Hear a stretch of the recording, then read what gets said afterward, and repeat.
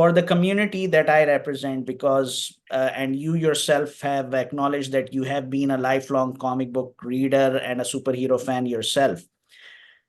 With what has happened, I just want to take your thoughts on the fact that there was a time when superhero games were launched in Atari, the first being Superman and Spider-Man.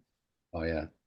Then came Sega. The X-Men game just went through the roof, but the second one didn't. A lot of Spider-Man games were launched. The Avengers game was launched on Sega and Super Nintendo. And then something happened that superhero games just went down the drain. The only success story that we saw was the Spider-Man video game, which was on PlayStation 1, but everybody else was just trying to find their way. Yeah, yeah. Now, but now we are in the resurgence of superhero games.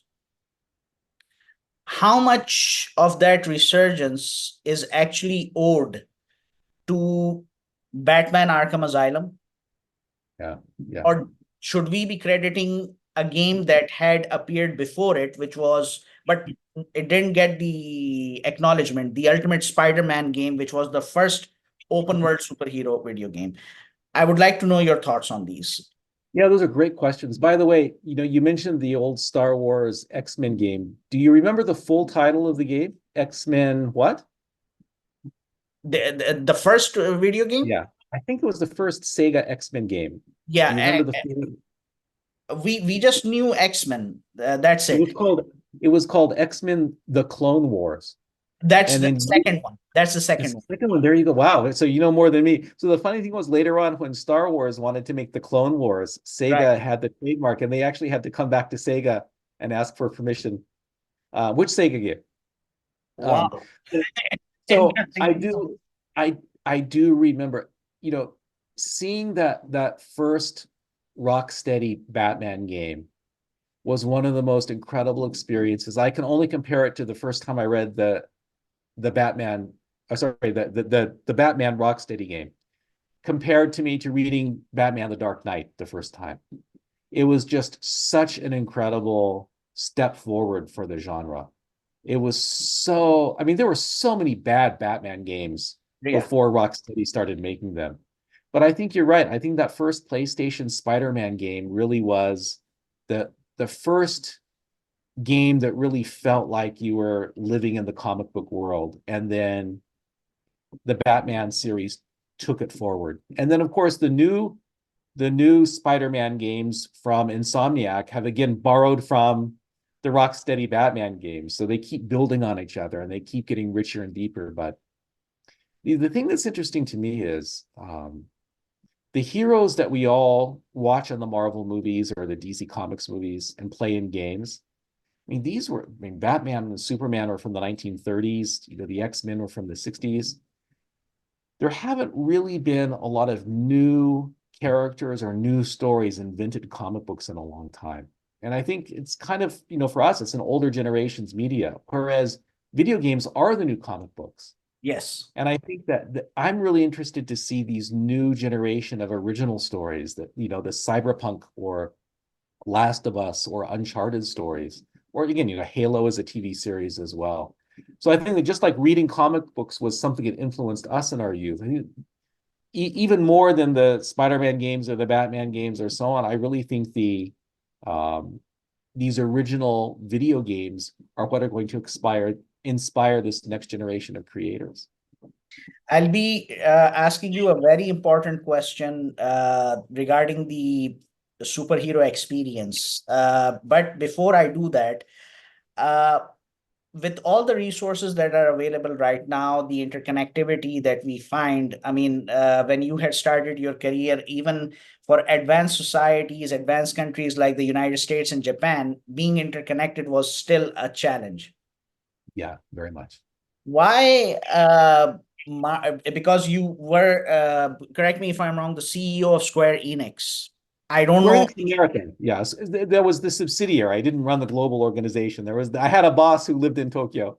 I see. I see. So I don't know if this happened during your time with Square Enix. The question is why Marvel's Avengers, which was developed by Square Enix, why it didn't succeed despite having all the key elements. Sure, sure. Please call me Mike. Everyone calls me Mike. I thought a lot about this because, at the time I was at Square Enix, we launched Deus Ex Human Revolution. And, I have really mixed feelings about it because it was a great game that I think could have been a lot better.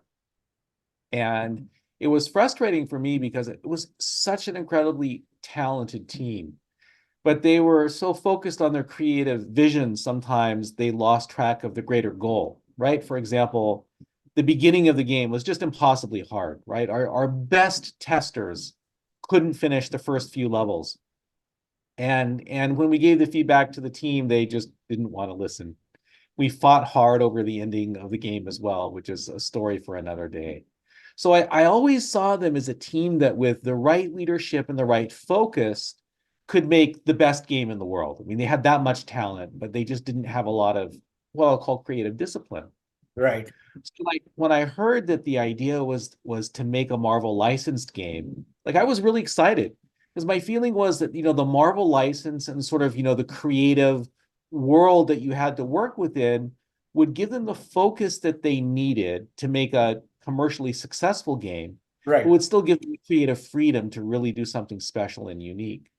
Um, and I think Guardians of the Galaxy did well, but the Yes. creative, or at least in terms of reasons, but the Avengers game didn't. And when I think about why, I'll go back to an experience I actually had at Epic Games.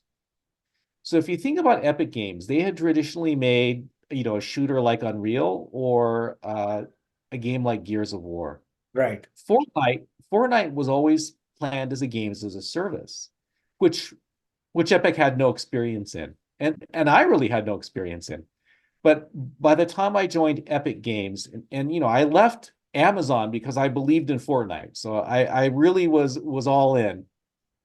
But Tencent was a 40% owner of Epic at that time, and they really taught us a lot. And it was really interesting. Even though I worked on the publishing side, I wasn't a developer. I had a chance to learn from Tencent's way of making games. And what I learned is when they make a game as a service, they will work on it and refine it, sometimes for years and years. So the game is essentially finished, right? But they will continue to tweak different elements of difficulty level and rewards and progression until they see the internal metrics on retention and engagement is really what they need it to be.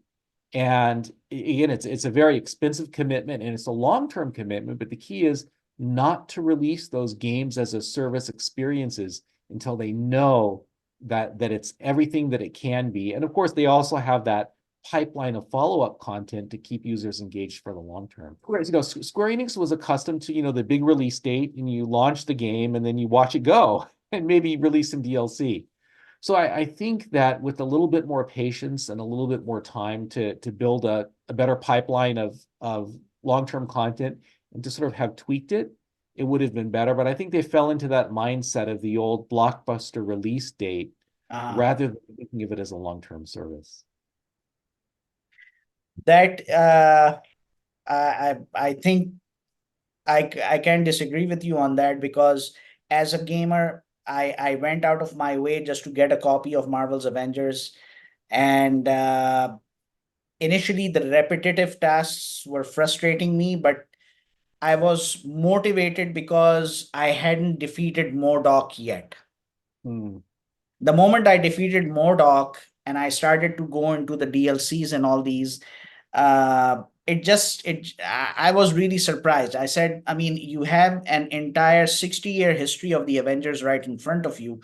There were so many villain-centric DLCs that you could have launched and the gaming community could have been excited for, but you just simply let it go on the sides. And that is my feedback as a gamer itself. If you like this video, make sure to watch the entire podcast episode. Head straight to my Superheroes of Arabia podcast playlist, or you can listen to it on Spotify as well as on Apple Podcasts.